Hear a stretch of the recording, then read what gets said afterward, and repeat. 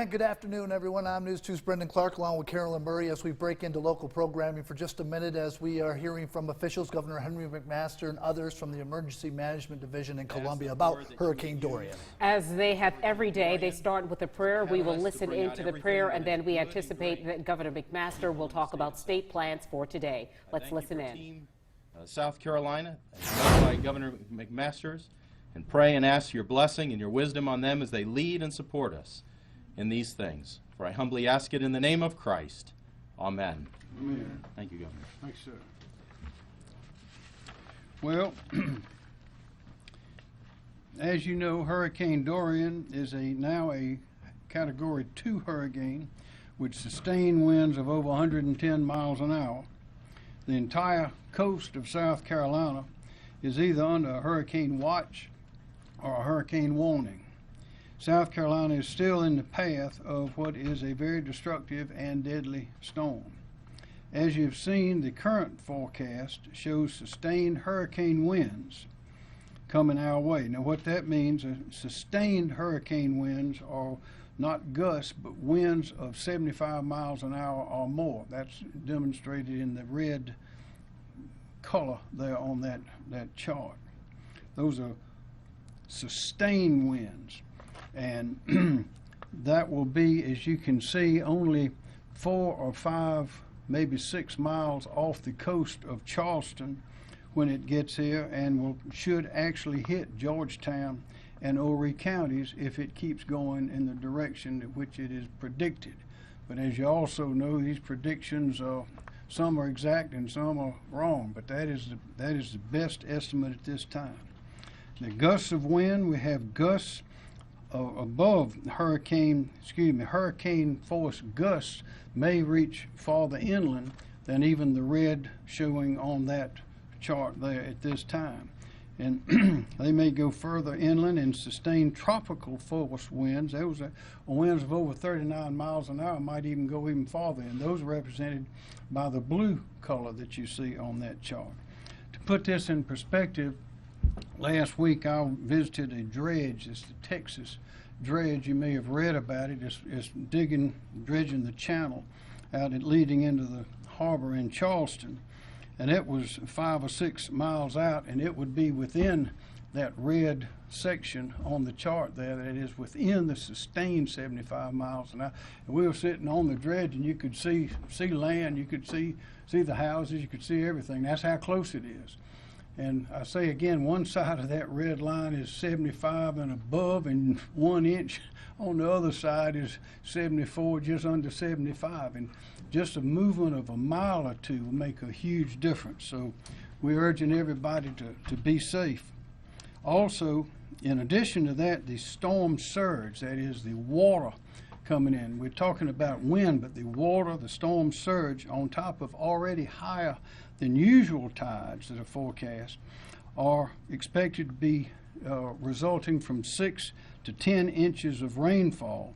All this creates the possibility of dramatic flooding in the low country, especially in Charleston, where the tide could rise to over 10 feet, 10.3 feet, it's estimated, which is about 5 feet higher than usual at regular high tide. So our message for today is this. This is a very serious storm, and a western shift, that is towards land, of just a few miles could bring enormous damage to our state. So we want everyone to heed the warnings, listen to the official instructions that are given, and we want to prepare for the worst, but of course, we want to pray for the best. So today, again, we repeat this message. If you are in the evacuation zones, in the 8 counties mentioned earlier along the coast, the time to leave is now. The lane reversal on I-26 is going very smoothly, and Secretary Christy Hall will provide more information about that in a moment. As for Highway 278 at Hilton Head, that reversal went smoothly as well, but we've ended that reversal as traffic is returned back to normal. If we need to re-implement the reversal on 278, we can do that very quickly. As for school and government closings, schools and state government offices will remain closed tomorrow That is Wednesday, September the 4th. They're closed today. This is Tuesday. They'll be closed tomorrow on Wednesday, September the 4th in the following counties, the same as we announced earlier and the same as in which they are closed today. And that is Jasper, Beaufort, Colleton, Charleston, Berkeley, Dorchester, Georgetown, and Horry. They will remain closed in those counties, those 8 counties, until further notice. There are no additional school or state government closings to announce at this time, and I'll now call on Adjutant General Joe McCarty. Thank you, Governor. The South Carolina National Guard has approximately 1,200 soldiers, airmen, and members of our State Guard currently deployed, helping to support the evacuation and the law enforcement mission.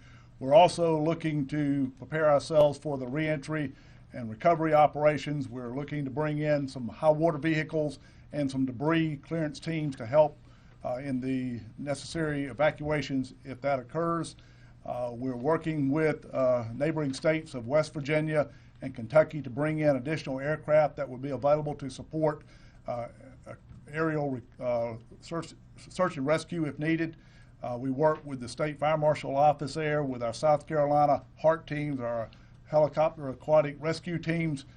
So we're bringing in 4 additional UH-60 Black Hawk helicopters to be available for that purpose. We're just monitoring the situation and looking to be prepared for whatever Hurricane Dorian brings. Thank you, Governor. John Quirrell. Thank you, Governor. Like the Governor had mentioned, life-threatening storm surge and dangerous winds are expected along the South Carolina coast, regardless of the exact track of Dorian's center. Currently, again, Dorian has winds of 110 miles an hour. It's finally starting to pull away from the northern Bahamas. Speeds are only about 3 miles an hour, but it's no longer stationary. It's going to continue to lift northward off the Florida and Georgia coast through tomorrow. The Hurricane Center forecast has actually been very consistent for the past couple of days, showing the center of Dorian passing just off the South Carolina coast Wednesday night and Thursday as a dangerous hurricane. Dorian will be growing in size as it passes off the South Carolina coast, so even if the center stays just offshore, there will be significant impacts felt not only along the coast, but also extending inland as well. Any shift in the track closer to the coast, which does remain possible, would result in more significant impacts, as the Governor described. Currently, hurricane conditions are expected along the South Carolina coast Wednesday night and Thursday, with tropical storm force winds extending inland beyond the I-95 corridor. Even more concerning is the storm surge potential. Major coastal flooding could begin late Wednesday morning, but the most significant storm surge will occur later Wednesday into Thursday, when water could rise 4 to 7 feet above ground level along parts of the coast. So that's taking tides and everything else out of it. That's just how high the water could get. In particular locations, the water could get 4 to 7 feet above ground level along parts of the coast. That's pretty significant. In addition, heavy rainfall could produce more than 5 to 10 inches of rain across coastal areas, likely resulting in flash flooding. If you live along the coast and haven't prepared yet because you feel Dorian won't be a threat because the center is forecast to pass offshore, you're making a mistake.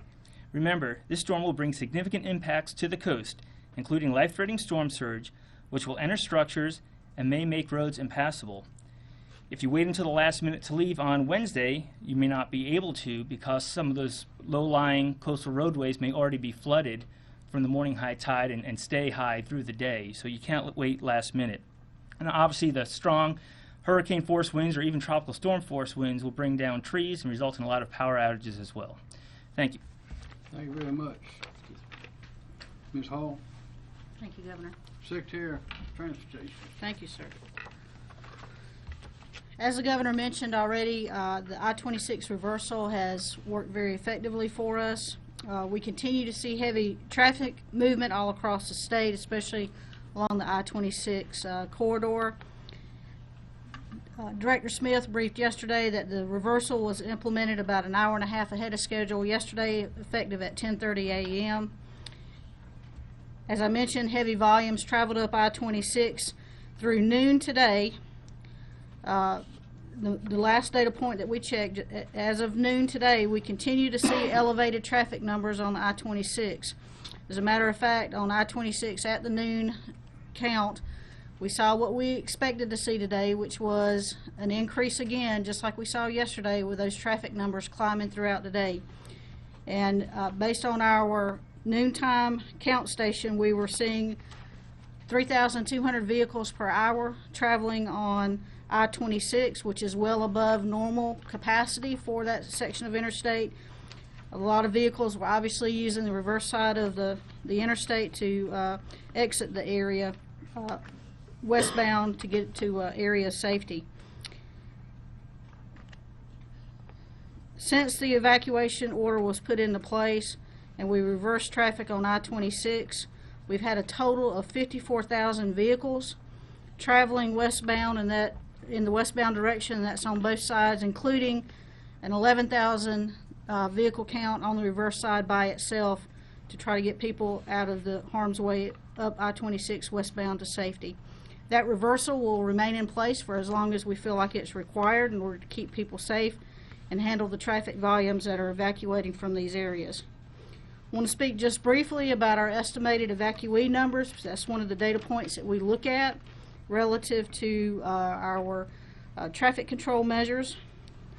We estimate that since the governor's evacuation order, and this is through 8 a.m. this morning, that we've had 244,000 evacuees leave the coastal area of the state, 88,000 of which we estimated were carried on I-26 alone through that same time period, through 8 a.m. Briefly, just to remind everybody on the reversal that's in place, in order to get on the reverse side of the interstate, we ask that you enter that reversal there at the I-526 interchange to travel westbound. There are 8 interchanges that you can exit as you travel towards Columbia in order to get off that section of the reverse side of the interstate. On the westbound side, in order to get on, if you're not going to ride on the reverse side of the interstate, there are multiple access points to get on I-26 westbound in the region, and that includes Ashley Phosphate, US 52, US 78 or Ladson exit, College Park Road, and US 17A. We still have access available along I-95 at the I-26 interchange for those that need it, and we will continue to make adjustments to this traffic pattern as required based on field conditions. Thank you, Governor. Thank you, ma'am. Greg Smith, Department of Public Safety. Thank you, Governor. Our total law enforcement and National Guard staffing remains at 2,785. All local evacuation routes are operating very smoothly. And last, I just would like to ask the motoring public not to cross the median into the reverse lanes. Traffic pulling out of the median at a very slow speed while other traffic is approaching at interstate speed could be very, very dangerous. Please follow the instruction of officials during this evacuation period. Thank you, Governor. Thank you. Chief Keel, SLED. Good afternoon. State law enforcement, primarily SLED, DNR, and Triple P at this point, we continue to support the emergency traffic management unit with the evacuations. We'll continue to do that with the lane reversals until the evacuations are complete. DNR and SLED aircraft are available to assist in those lane reversals or any other law enforcement mission at this time. This morning we had 80 MPs from the South Carolina National Guard that joined our state law enforcement folks on the coast in the different conglomerates. They will be providing security for post-storm missions. We also have staff here, obviously, at the CEOP, and DNR began the river sweeps earlier this morning at 8 o'clock. As of this afternoon, we have 445 state law enforcement personnel along the coast, in addition to those 80 National Guard MPs, so that's 525 personnel. As I said yesterday, individuals who think that they're going to take advantage of this situation and harm people's property while they're out, they will be caught, they will be arrested, and they will go to jail. Law enforcement is going to be out in force when this evacuation is over and people have left their homes. These law enforcement officers will be moving into those evacuated areas to protect people's property, And again, there will be a zero tolerance for lawlessness. Thank you, Chief. Rick Toomey, Department of Health, Environmental Control. Thank you, Governor. Thanks, sir. Currently, we have 221 staff across the state are mobilized for storm preparation and response efforts. We continue to assist. The healthcare facilities are in the process of evacuating their patients and residents in advance of the storm. And our dam safety team are currently conducting pre-storm dam assessments today. Governor, thank you. Thanks, sir. Michael Leach, Director, Department of Social Services. Thank you, Governor. Sir. Good afternoon. I'll begin with an update on shelters. As the state agency lead for mass care operations, DSS is working alongside our partners, county emergency managers, the American Red Cross, Department of Health Environmental Control, the South Carolina Department of Health and Human Services, the National Guard, and others to ensure shelters are adequately staffed and equipped to serve the citizens who have followed orders of evacuation.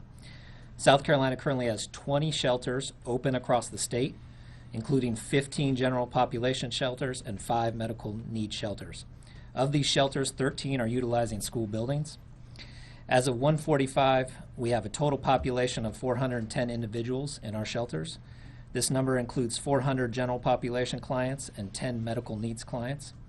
The local emergency management teams have let us know their needs for cots, and the National Guard is actively working to transport cots to shelters now. We are tracking these efforts. We have 9 general population shelters on standby and 19 medical needs shelters on standby. Our total capacity is 10,000, and we are at 3% of that capacity. Following our mission to provide for the safety and well-being of children, youth, and vulnerable adults, the DSS Child Welfare, Adult Advocacy, and Economic Services teams have been working around the clock to contact every licensed foster home, group home, child care center, and individuals in adult protective services and the evacuation zones to make sure we have appropriate plans for these individuals. Thank you. Thanks, sir. Chief Jonathan Jones, State Fire Marshal. Thank you, Governor. State Fire, along with our other search and rescue partners, including many local fire departments from across the state, began staging search and rescue resources and swiftwater rescue resources closer to the coast today. Currently, just from South Carolina resources, we have the South Carolina Helicopter Aquatic Rescue Team, which is a partnership between our office, local fire departments, and the South Carolina National Guard.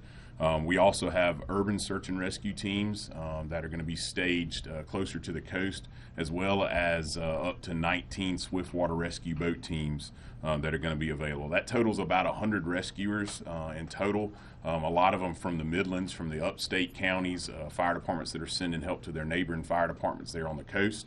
That's in addition to the local firefighters and rescue workers who will be protecting their own backyards in the jurisdictions that they serve on a regular basis.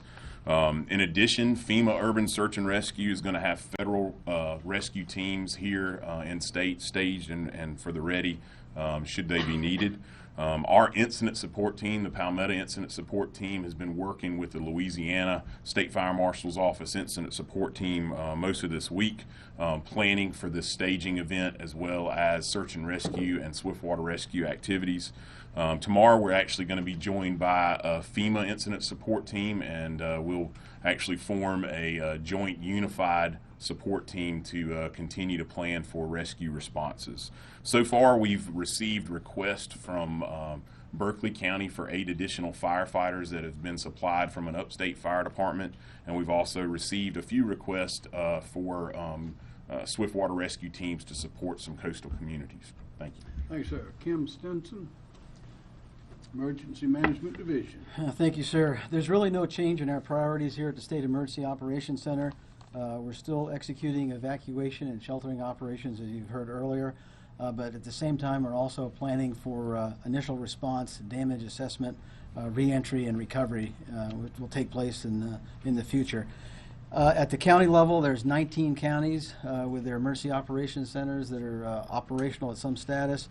We have 9 of them that are at OPCON 2, Operating Condition 2, which is the second highest level of readiness. And we've got 10 at Operating Condition 1, OPCON 1, which is the highest level of readiness, similar to what we are here at the State Emergency Operations Center. And we've also got our EMD personnel still deployed, and will stay deployed down in the coastal counties to help with situational awareness and any requests they might have. There are right now 6 county governments that were closed today, and that's Beaufort, Berkeley, Charleston, Colleton, Dorchester, and Jasper. In the logistics area, we currently have 189 requests, and that number is changing. It's probably changed since I last got it here. But of those 189, the latest data point that I've got, 123 are either completed or in progress, and the remaining are being actioned. And the requests range anywhere from cots to generators, and you've also already heard some of the requests that was already reported out.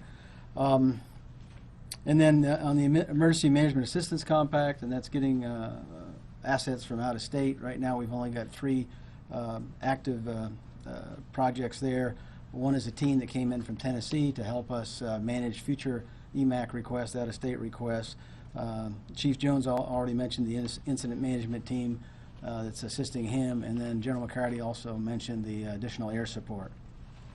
I just would, in closing, just kind of remind everybody to still use our website, scemd.org, and also our mobile emergency manager app to help you manage your way through this disaster. On the website and mobile app is our Know Your Zone module there, and you can type in your address and find out if in fact you're in an evacuation zone, and if so, what evacuation zone you're in. And then lastly, we've got our public information phone system at State Hotline for citizens to call in and get information in regards to evacuation or sheltering or any other questions that they might have, and we'll get an answer for them. And that's at 1-866-246-0133, and Spanish interpreters are available. Thank you, sir. Thank you. Are there any questions? Yes. For Director Stinson, I know resident compliance has been a big thing. I know for Matthew and Florence, we saw 50 and 60%. Any concerns that out of the 830,000 people in those evacuation areas that we're only seeing about 250,000 leave? Well, we'll have to look at those numbers as they come in. I'm sure there's going to be an uptick here through the afternoon and the evening, but I would say on average that's about the same what we've seen here recently in the last couple of events, and it just changes from event to event, but I think we're heading in the right direction. Yes, sir. I know you talked a little bit about the storm surge there being something that you guys are focused on. I know it's still some time out from that, but how much of a focus at this point are you guys thinking about with, especially after Florence, with a lot of the flooding in the PD and the low country and things like that, how much of a focus is on that storm surge? It's different to compare one to the other, particularly when this one isn't here yet. And it's very unpredictable. As you know, no one would have predicted that Dorian would have essentially parked for 24 hours. It moved 25 miles, I think, in 24 hours. So it's very difficult to predict, but we know that there'll be a lot of rain, 6 to 10 inches of rain is forecast, 6 to 8, 6 to 10, depending on where we are. That'll land on shore or go into the rivers. That'll be coming to the ocean, and then of course the storm will be pushing the ocean in even above the high tide level. So we are confident that we're going to have a lot of flooding. We know that there are various maps that predict it, but we'll be able to predict it better when we get closer. But that's why you hear all this machinery and all people being moved into place is one of the things is we're going to need help with the flooding. We saw videos of people crossing the medians during the evacuation. Any idea how many people will be ticketed, or is there any more information about the enforcement? The median crossing has been very sporadic, but our message is the focus isn't on enforcement, the focus is on public safety. With 244,000 evacuated, but only 400 or so in shelters, do you think they're going to hotels, family in other parts of the state? Where do you think all these people are going if they're not in the shelters? Typically, that's what we see. A very small percentage of the total evacuated population will actually seek shelters. Historically, it's usually 5% or less. So, they'll go to family and friends, they'll, go to hotels. But I expect that there'll probably be an increase in the number of people sheltered as time goes on. Any guess? But as Director Leach mentioned earlier, we're prepared for it. We got capacity of about 10,000 if necessary, so we're prepared.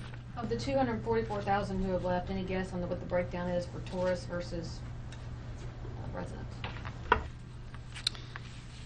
Yes, on the 244 number, we have already factored in what we would consider normal Labor Day tourists leaving the area, and so this is outside of that outside of the tourist population. So we believe that out of the number, we're probably looking at maybe 10 to 15% of that being tourists.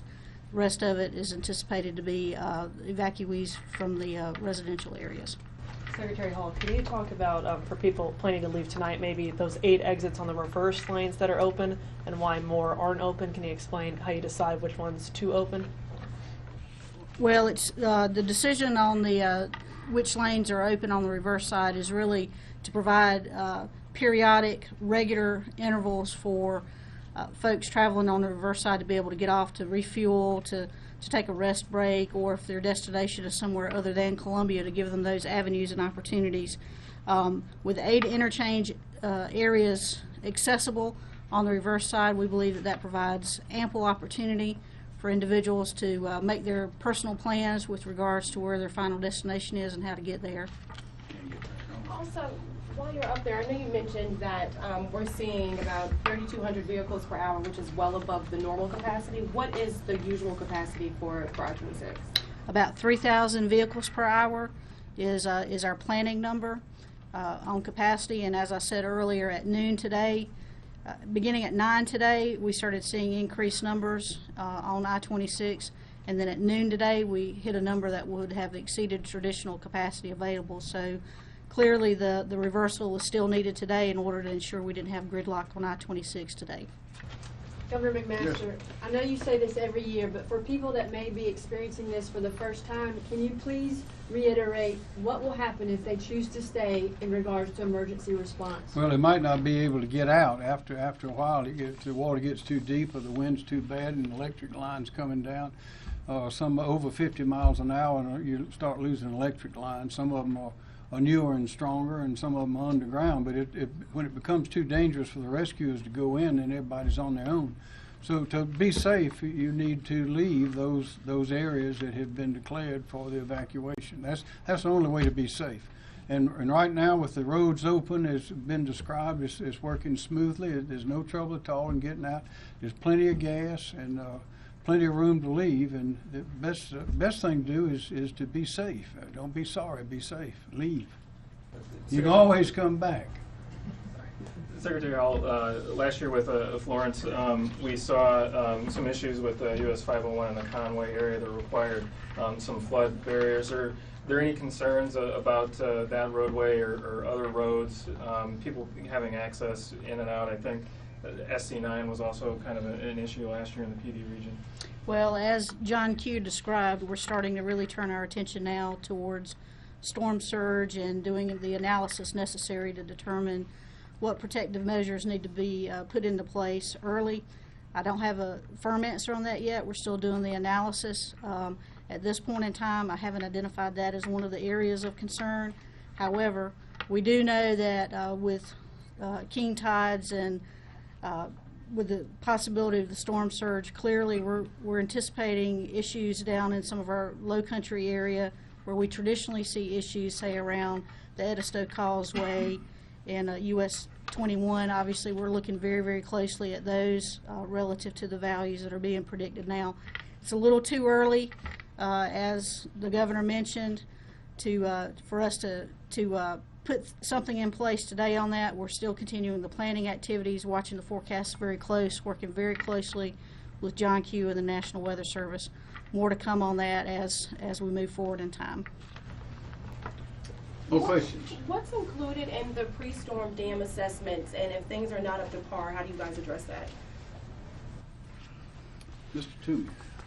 Our team, dam safety team, is out there looking at putting eyes on, assessing it, looking to make sure the spillways are clear, that there's no debris that may impact it, and that's based on the assessment that we were out looking at the dams back in July, as well as a inventory before this season, but we identified certain dams within the coastal area that could be at risk, and as of today, we're visiting each and every one of those identified in the 6 or 8 county area.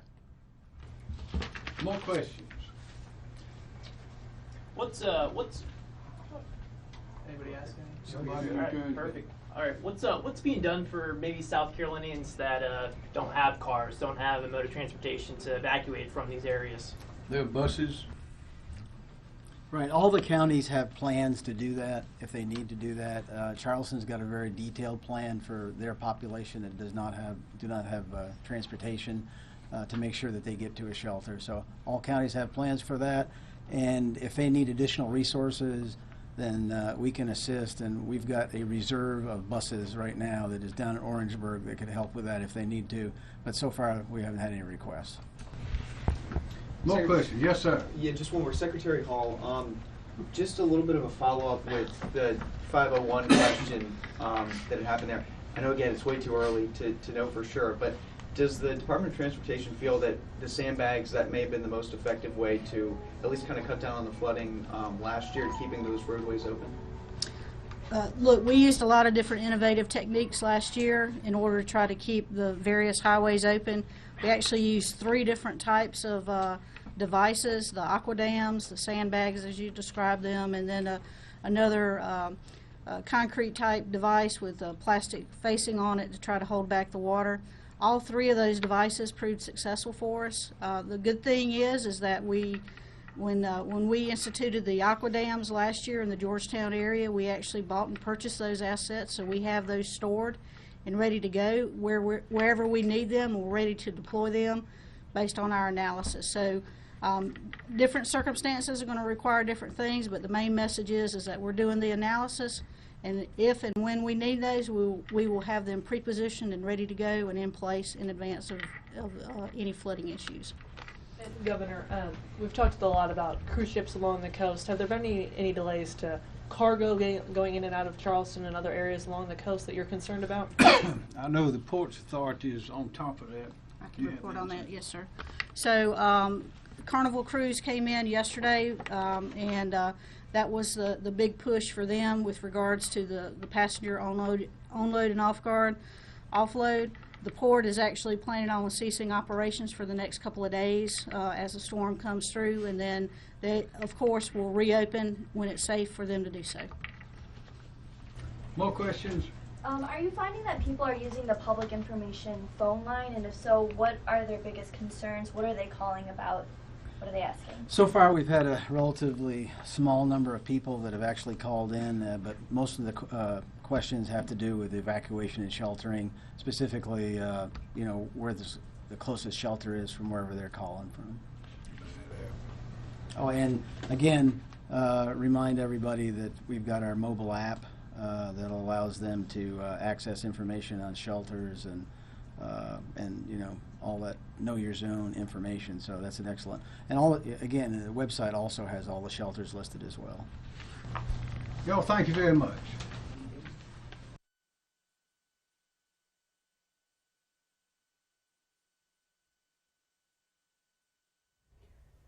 We have been listening to an update from Governor Henry McMaster and other state leaders and managers about the plans for South Carolina's readiness for the impact of Hurricane Dorian, which the governor said, of course, is now a Category 2 storm. The governor gave us some updates as far as the particulars as to how people are responding to shelters.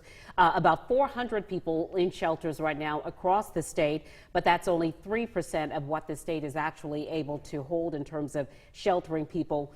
They stress that the storm surge is a special concern for us here in the Low Country, and so that they are taking particular measures to ensure that they are able to mitigate some of the effects of storm surge in the Low Country. He also said over 240,000 people have already evacuated, and Governor McMaster said the time to leave is now. If you live in the 8 coastal counties that are under that evacuation order, the time to leave is now. Also, one other note that they didn't talk about that I want to share with you is that we have been told that the Charleston International Airport is closing at 3 o'clock tomorrow. They hope to reopen Friday sometime, but they say definitely that it is closing at 3 o'clock tomorrow. If you're taking a flight or you have loved ones coming in on a flight, just know that it does close at 3 o'clock tomorrow. Also heard today that the port is also closed right now, so you can expect to see some changes as far as what's happening on our waterways.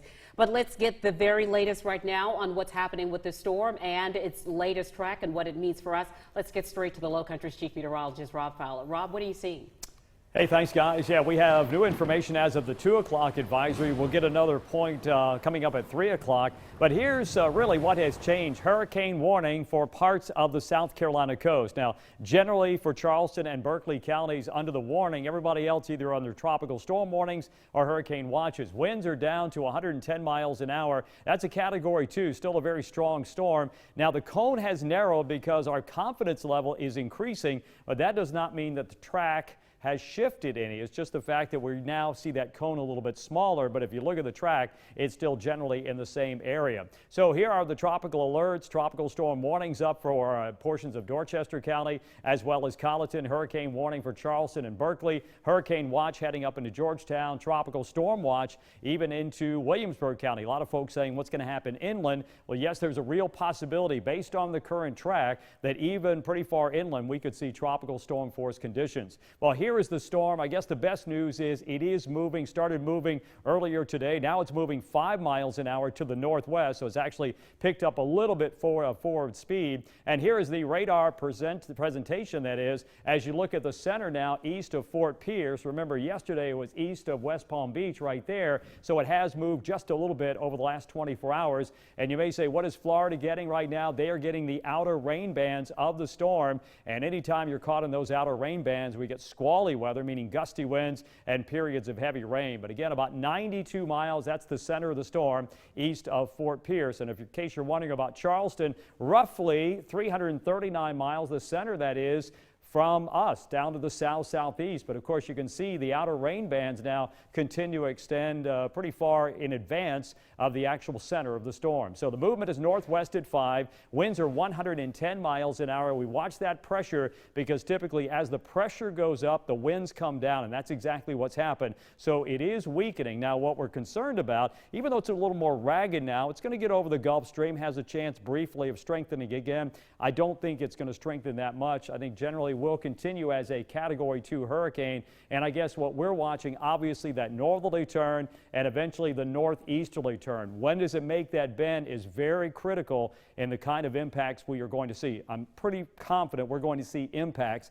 The problem is, how significant will they be? The closer to the coast, the more significant. But as we move on into Thursday morning, probably getting as close as it will, probably just after breakfast time to us. That could be 60 or 70 miles off the coast. Keep in mind now the hurricane force winds now go out about 60 miles from the center, mainly on the eastern side. So we want this storm to stay offshore because the worst weather, the more expansive winds are on the eastern side of the storm. Here are our computer models, and they continue to be in good agreement all the way through the period. As they bend a little bit, the question is, where does that bend take place? As we mentioned, they keep it off the center. They keep it off of our coast, but keep in mind now, a hurricane is not just a point on a map, as you have seen. It is certainly causing some issues back away from the center as well. Our GFS, our European model, these are the two main models we look at. We've also overlaid the National Hurricane Center track. That is in the deep red line. So you can see the European is a little east of the main Hurricane Center track, also a little east of the American model. So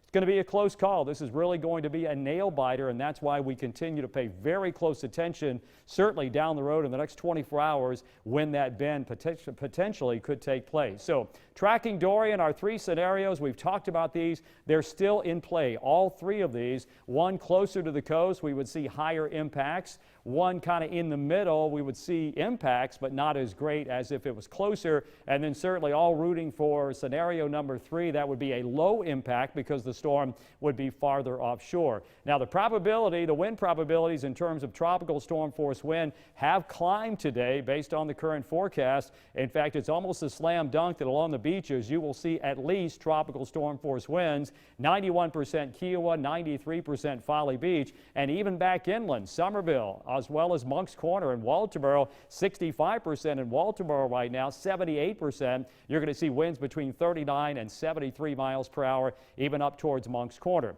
Hurricane force winds, as far as the latest projection and the latest forecast, along the coast, that's your highest probability. Right now we're looking generally in the 30 percentile, but back away from the coast, probably not as great a chance unless the track of the storm shifts a little west. Then we'll kind of shift that possibility, the probability inland as well. Let me take you hour by hour as we look at our forecast gusts. This is our European model. As we get into tonight, generally we could see wind gusts, and this is well in advance of the storm. The winds coming generally from the north and the east. Now we're going to move it up to Wednesday evening, so more than 24 hours from now, starting to feel the impacts in terms of wind gusts in the tropical storm force range down along the coast, 45 Johns Island, 45 Edisto Beach as well. Now we're into Thursday morning, and what you notice is the winds are really whipping, could be in the 60s along the beaches, even tropical storm force out towards Interstate 95. By lunchtime, most of us will be at least tropical storm force winds through the lunch hour. Then we take you into Thursday. Now, I have to verify that. I'm not going to take that as a gospel right now, but certainly a possibility along the coast. We could see hurricane force wind gusts. Then we get into Thursday evening, and still, if the storm slows down, the timeline is going to slow down as well. You see a lot of 50s and 60s on the map. Then finally, by Friday morning, we start to see the winds, the stronger winds, move out of our area. Still breezy on Friday, but the winds will generally be coming in from the north and west, and that's going to dry things out. So that will be more of an offshore wind that we'll see later in the period. And then by Saturday, just some winds generally 10 to 15 miles an hour. So here's our wind forecast. We've got the European model. That's in the pink line, and you can see it takes a bump up to close to 60 miles an hour. That would be by Thursday evening. The GFS, the American model, a little more aggressive, bringing winds, hurricane force generally by Thursday morning. And then we have another model, our NAM model. This one actually in between the two, but still somewhat aggressive as we get into Thursday morning, mid-morning until lunchtime, where we certainly could see wind gusts close to 60 miles an hour.